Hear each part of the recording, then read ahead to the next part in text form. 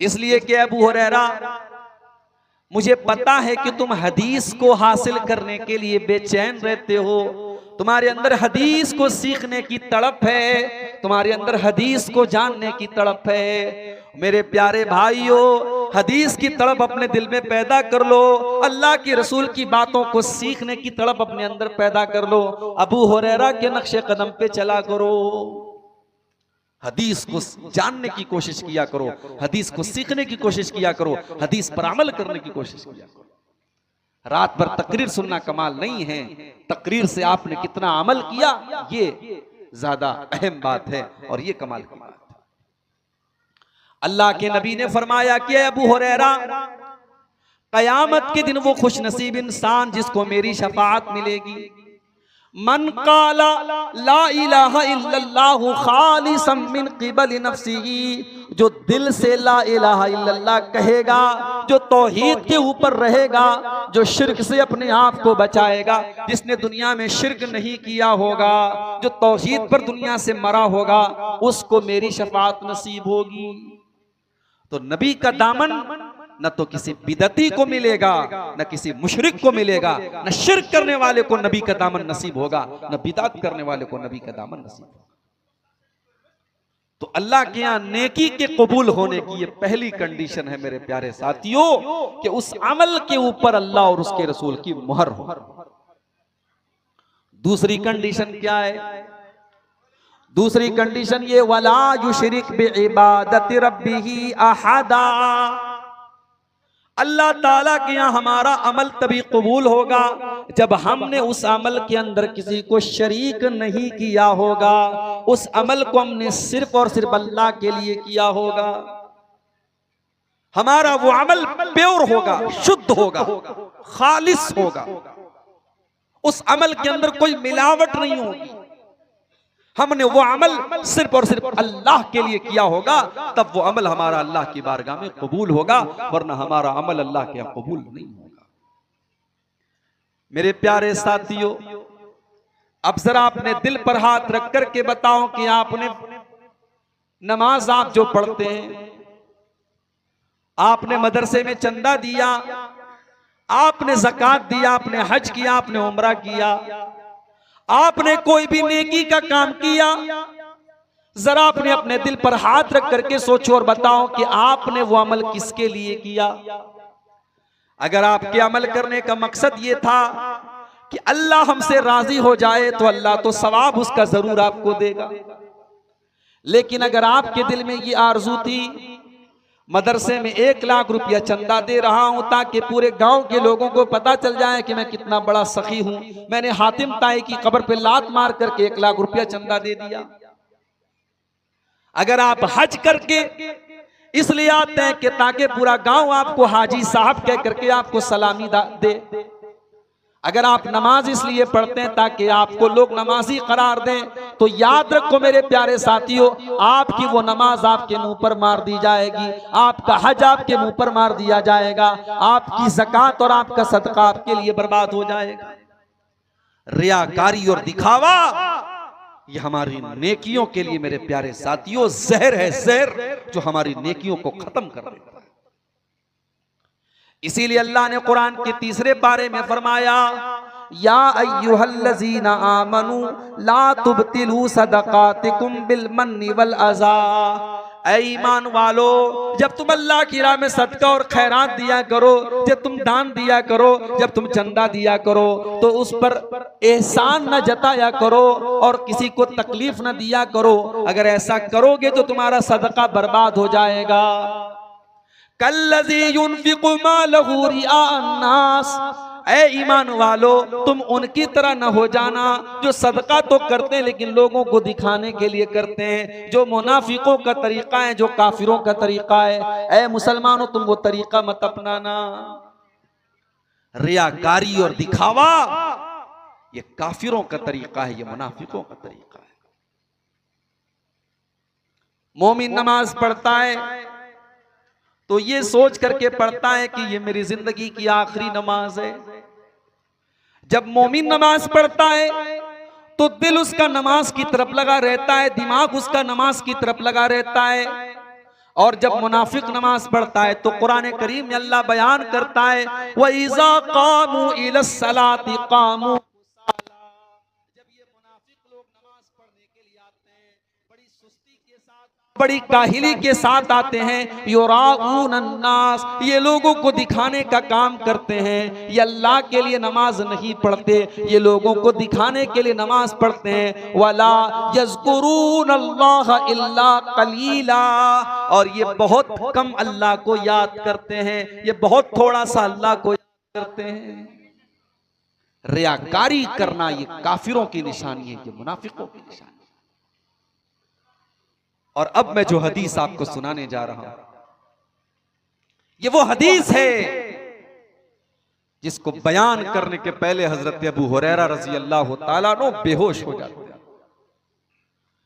हदीस को बयान करने के पहले हजरत अबू हुरैरा बेहोश हो जाते हैं।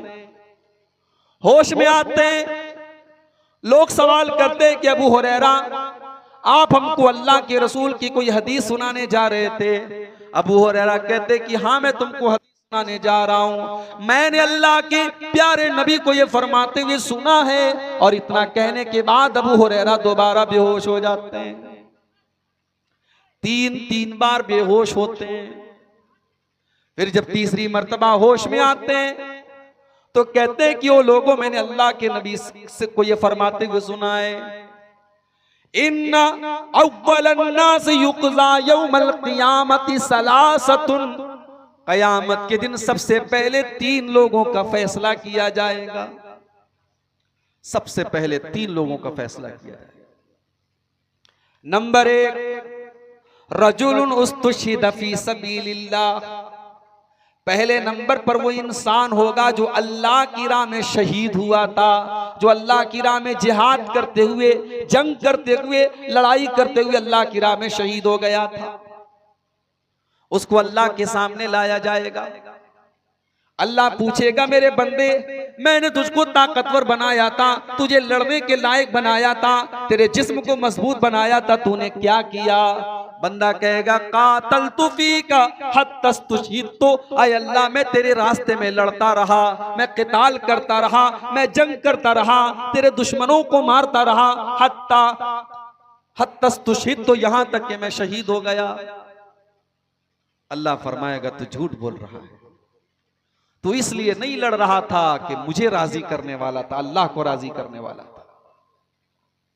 तू तो इसलिए लड़ रहा था ताकि दुनिया वाले कहें कि तू बहुत बड़ा वीर था, बहुत बहादुर था, तेरी वीरता के, तेरे बहादुरी के, तेरी शुजाअत के चर्चे हो, इसलिए तू लड़ता था और जंग करता था। तो तुझे जो चाहिए था वो तो तुझे मिल गया। और उसके बाद अल्लाह ताला हुक्म देगा और चेहरे के बल घसीट करके उसको जहन्नम में डाल दिया जाएगा। उसके बाद दूसरे आदमी को लाया जाएगा। ये बहुत बड़ा आलिम होगा, ये कुरान का आलिम होगा और कुरान का टीचर होगा। वरजुलुन तअल्लमल इल्मा व अल्लमहु, इसने इल्म दीन को सीखा होगा, सिखाया होगा। अल्लाह पूछेगा मेरे बंदे मैंने तुझे दीन का आलिम बनाया, तुझे दीन की समझ अता फरमाई, तूने क्या किया? बंदा कहेगा अल्लाह मैं दीन को सीखता रहा और दीन को सिखाता रहा। अय अल्लाह मेरा मकसद ये था कि तू खुश हो जाए, तू राजी हो जाए। अय अल्लाह तेरी रजा के लिए, तुझे खुश करने के लिए मैंने दीन को सीखा और सिखाया। अल्लाह फरमाएगा कज़ब्ता, तू झूठ बोल रहा है, तूने इसलिए दीन को सिखाया, तूने इसलिए दीन को सीखा, तूने कुरान को इसलिए पढ़ा लियुक़ाल इन्नहु क़ारिउन, ताकि दुनिया कहे कि ये कुरान का बहुत बड़ा कारी है, ये बहुत बड़ा अल्लामा है, ये बहुत बड़ा आलिम है, दुनिया वाले तेरी तारीफ करें। तूने तारीफ बटोरने के लिए सारा काम किया था, तो तुझे जो चाहिए था वो तो मिल गया। उसके बाद अल्लाह तबारक व तआला उस इंसान को जो दुनिया में और टीचर था दीन का, कुरान का, उसको भी घसीट करके जहन्नम में डाल देगा। उसके बाद एक तीसरा आदमी आएगा। ये बहुत बड़ा पैसे वाला, बहुत बड़ा धनवान आदमी, बहुत पैसे वाला मालदार आदमी होगा। अल्लाह ताला पूछेगा मेरे बंदे मैंने तुझको मुख्तलिफ तरीके का धन दौलत दिया, पैसा दिया, माल दिया, तूने क्या किया? बंदा कहेगा अल्लाह, जहां पर भी मुझको पता चला कि वहां पैसा देने से तू खुश होता है, मस्जिद में, मदरसे में, यतीम खाने में, गरीबों के ऊपर, यतीमों के ऊपर मैंने खर्चा किया, आय अल्लाह मैंने तमाम नेकी के रास्तों पर खर्चा किया, आय अल्लाह इसलिए मैंने खर्चा किया ताकि तू खुश हो जाए।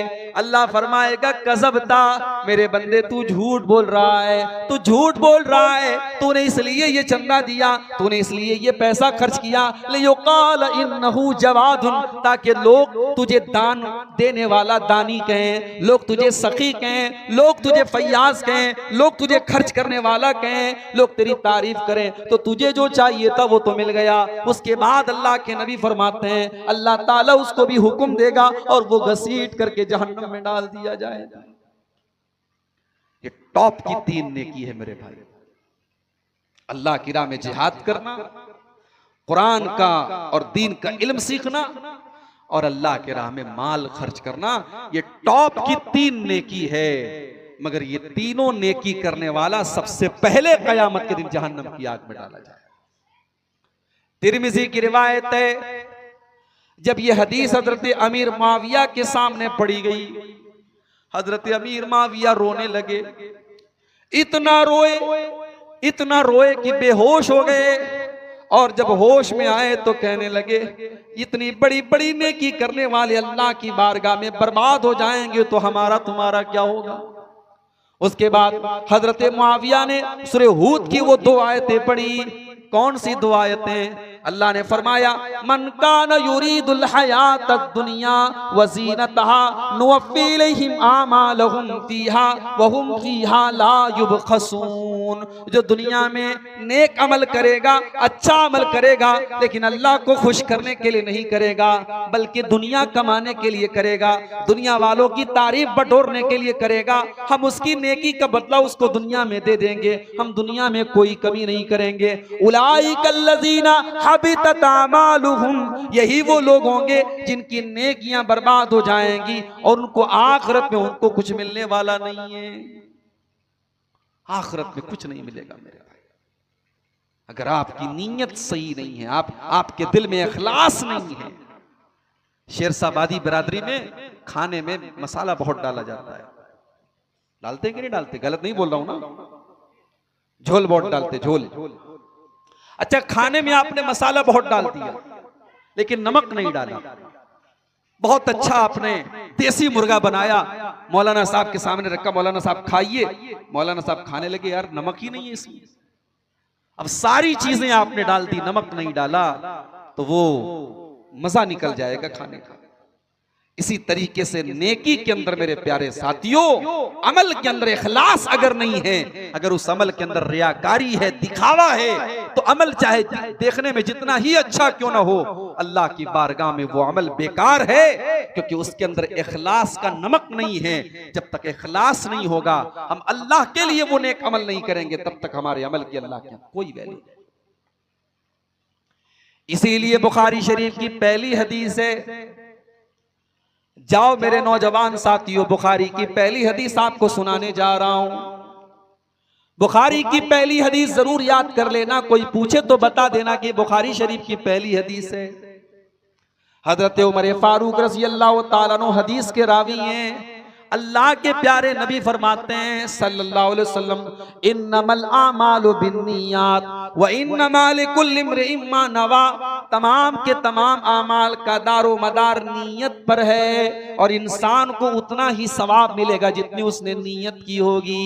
फमन कानत हिजरतुहु इला दुनियन युसीबुहा अव इमरातिन यनकिहुहा, अगर कोई हिजरत करता है, अपना वतन छोड़ के जाता है, बिहार छोड़ के मुंबई जाता है, बिहार छोड़ के बेंगलोर जाता है, अपना वतन छोड़ करके परदेश जाता है दुनिया कमाने के लिए या किसी औरत से निकाह करने के लिए, तो उसको जो चाहिए वो मिल जाएगा।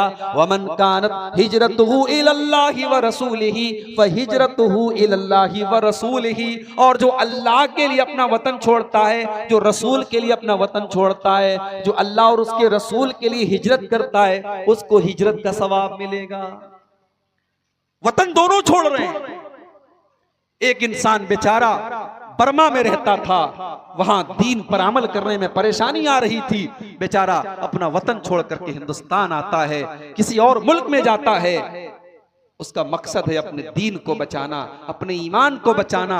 उसने भी वतन छोड़ा है, लेकिन मकसद है अल्लाह के लिए और उसके दीन के लिए उसने वतन छोड़ा है। और एक और इंसान है जो अपना वतन छोड़ करके कहीं और जाता है पैसा कमाने के लिए, किसी औरत से निकाह करने के लिए, वतन वो भी छोड़ रहा है। अमल सेम है, फर्क दोनों में क्या है? एक की नीयत दुनिया कमाना है और एक की नीयत अल्लाह को खुश करना है। तो जो अल्लाह को खुश करने के लिए हिजरत करेगा उसको हिजरत का सवाब मिलेगा, और जो अपना वतन छोड़ेगा दुनिया के लिए और कारोबार के लिए उसको कोई सवाब नहीं मिलेगा। नीयत का मामला इतना अहम है मेरे प्यारे साथियों कि अगर आपकी नीयत सच्ची है तो अमल